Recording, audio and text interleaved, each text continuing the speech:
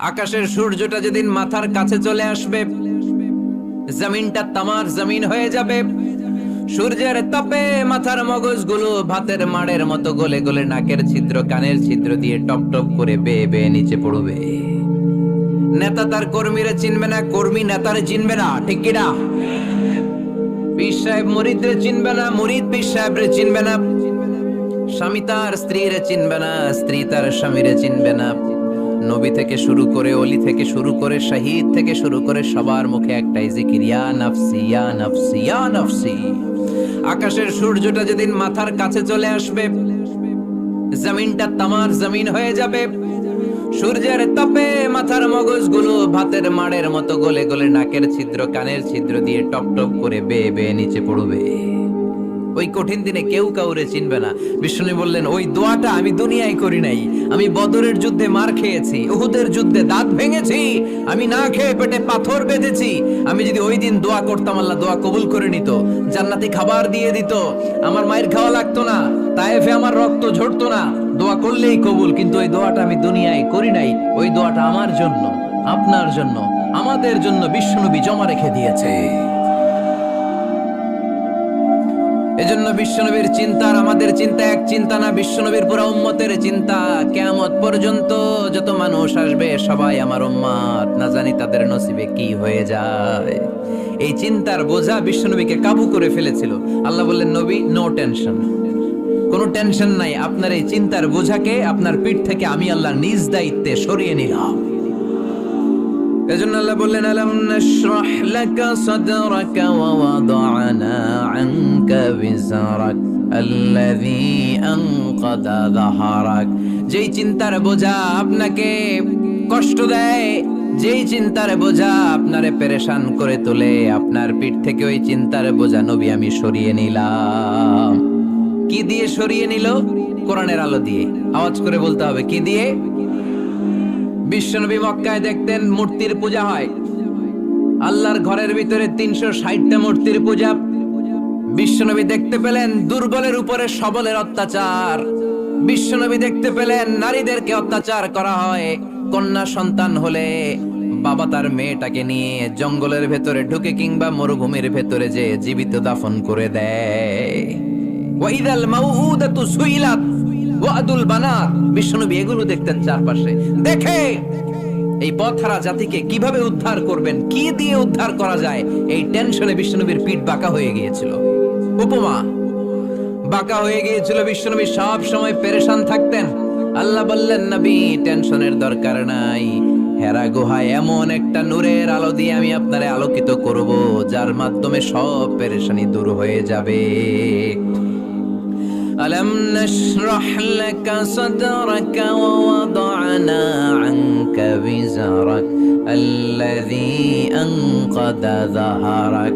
আপনাকে পেরেশান বানিয়ে দেয় এরকম সব চিন্তার বোঝা আমি আল্লাহ সরিয়ে নিলাম। সুবহানাল্লাহ। দুইটা নেয়ামত শুনলাম। এবার 3 নম্বরের নেয়ামত আল্লাহ বললেন, ওয়া রাফা'না লাকা যিকরাক। এটা মুখস্থ করতে হবে আজকে, আমার সাথে সাথে পড়েন, ওয়া রাফা'না লাকা যিকরাক। সবাই বলেন নাই, পড়েন, ওয়া রাফা'না লাকা যিকরাক ওয়া রাফা'না লাকা যিকরাক। নবী হে, আপনার সম্মানকে আমি আকাশচুম্বী করেছি। I have dignified your status high and high, the highest peak. আপনার মর্যাদা উঠাতে উঠাতে আকাশ বাতাস ছাপিয়ে, সাতাকাশ কাঁপিয়ে আরশের উপরে নিয়ে গিয়েছি।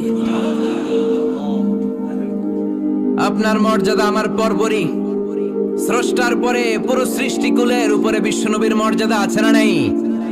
এজন্য আল্লাহ বললেন, ওয়া রাফা'না লাকা যিকরাক। ও নবী, আপনার মর্যাদা সম্মান আমি আকাশচুম্বী করেছি। আপনার সুনাম, সুখ্যাতি, মান, মর্যাদা আমি গোটা বিশ্বে ছড়াইয়া দেব। এ আজ যখন নাজিল হলো, কাফেররা হাসতে শুরু করলো। কাফেররা বলে, মোহাম্মদ বেটা বলে কি, ও জানে বাঁচবে কিনা ওইটাই তো সন্দেহ। আমরা যেই ষড়যন্ত্র পাকাচ্ছি, ও জানে বাঁচবে কিনা সে, এটাই সন্দেহ। তার নাম গোটা বিশ্বে ছড়াবে কি করে আমরা দেখে নেব।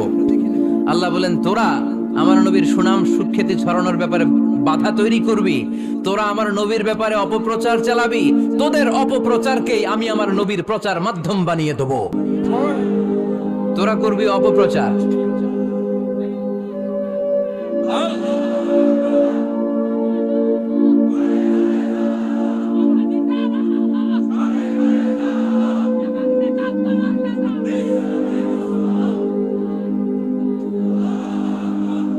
তোদের অপপ্রচারকে আমি আমার নবীর জন্য প্রচার মাধ্যম বানিয়ে দেব।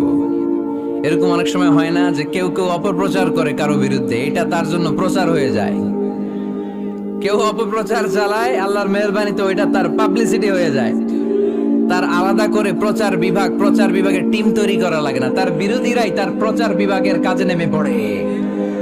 বিশ্বনবী বললেন আল্লাহ বললেন তোরা আমার নবীর সুনাম সুখ্যাতিকে থামাবি, তোদের মাধ্যমে আমি বিশ্বনবীর সুনাম সুখ্যাতি গোটা বিশ্বে বুলন্দ করে দেব। আবু জাহেল ঘোষণা দিল, খবরদার, হজের মৌসুম, হাজী সাহেবরা গোটা বিশ্ব থেকে আসবে। আমার দলের কর্মীরা তোরা যেটা করবি সেটা হচ্ছে হাজীদের কাছে যে বলবি মক্কায় নতুন এক পাগল আসছে, নতুন এক জাদুকর আসছে, নাম মুহাম্মদ। নাউজুবিল্লাহ পড়বেন না? খবরদার হাজী সাহেবেরা, এই পাগলের কাছে যেও না। সব হাজীরা গোটা বিশ্ব থেকে এসে মক্কার মিনা প্রান্তরে তাঁবুর ভিতরে ঢুকেছে। আর আবু জাহেলের টিম মেম্বাররা সব তাঁবুর ভিতরে উকি মাইরা কয়, খবরদার, নতুন পাগল আইছে। সবাই কয় নাম কি? কয় মুহাম্মদ। নতুন পাগল এসেছে, নাম মুহাম্মদ। নতুন জাদুকর এসেছে, তার নাম মুহাম্মদ। খবরদার, তার কাছে যেও না, তার কথা শোনো না, শুনলে তোমরাও পাগল হয়ে যাবা, তোমরাও পাগল হয়ে যাবা। সে এত বড় জাদুকর, মুহাম্মদ সাল্লাল্লাহু আলাইহি ওয়াসাল্লাম এত বড় জাদুকর। তার জাদু দেখলে, তার কথা শুনলে হাজবেন্ড ওয়াইফের মধ্যে সম্পর্ক বিচ্ছিন্ন হয়ে যায়। সে এত বড় জাদুকর, তার কথা শুনলে বাবা আর ছেলের সম্পর্ক ছিন্ন হয়ে যায়। সে এত বড় জাদুকর, তার কথা শুনলে বন্ধু বন্ধু আলাদা হয়ে যায়। খবরদার হাজী সাহেবরা, তোমরা হজ করতে এসেছো, করো, জমজমের পানি খাও আর খেজুর নিয়ে যাবা বাড়িতে, কিন্তু মুহাম্মদ সাল্লাল্লাহু আলাইহি ওয়াসাল্লামের কাছে যাওয়া যাবে না। আচ্ছা, আপনারা বুঝে শুনে উত্তর দেন। এই যে লক্ষ লক্ষ হাজী মিনার তাবুতে বসা, আর আবু জাহেলের লোকটা যে বললো নতুন জাদুকরের নাম মুহাম্মদ, তার কাছে যেও না, এই লক্ষ লক্ষ হাজীরা এর আগে জীবনেও মুহাম্মদ সাল্লাল্লাহু আলাইহি ওয়াসাল্লামের নাম শুনছে? তার মানে মুহাম্মদ সাল্লাল্লাহু আলাইহি ওয়াসাল্লামের নাম তাদের কানে পৌঁছে দেওয়ার দায়িত্ব আবু জাহেল নিজেই নিয়ে নিয়েছে। চিল্লায় এখন ঠিক কি না? অপপ্রচার হয়ে গিয়েছে। আর সবাই মনে মনে ভাবে, কয় কি, এত বড় জাদুকর, হজ করি আর না করি এর না দেখা যাওয়া যাবে না। হজ তাড়াতাড়ি কোন রকম সাইরা এই জাদুকরের কাছে আগে যাব, দেখি কেমন জাদু দেখায়, দেখি কত বড় ম্যাজিশিয়ান, দেখি তো কত বড় পাগলের। কারণ আল ইনসানু হারিসুন আলা মা মুনিআ, মানুষকে যেটা নিষেধ করা হয় বেশি মানুষ এটা করতে চায়। যদি বলি ওদিকে যাবি না, ওর বাপের কিরা ওদিকে যাবে, ঠিক কিনা? এটা আমাদের স্বভাব, আমাদের খাসলা, আমাদের বৈশিষ্ট্য। যেটা আমাদেরকে নিষেধ করা হয় বেশি ওটা করতে মন চায়। সব হাজিরা মনে মনে ভাবলো আমরা যাব। তোরা যতই বলিস না কেন, যাব, হজের পরে অবশ্যই যাব। দেখা গেল হজের পরে বিশ্বনবী মুহাম্মদুর রাসূলুল্লাহ সাল্লাল্লাহু আলাইহি ওয়াসাল্লামের বাড়ির সামনে বিশাল বড় গ্যাদারিং শুরু হয়েছে। সবাই লাইন ধরে দেখা করতে গেছে। দেখা করতে যে বিশ্বনবীর চেহারা দেখে প্রথম নজরেই সব পাগল।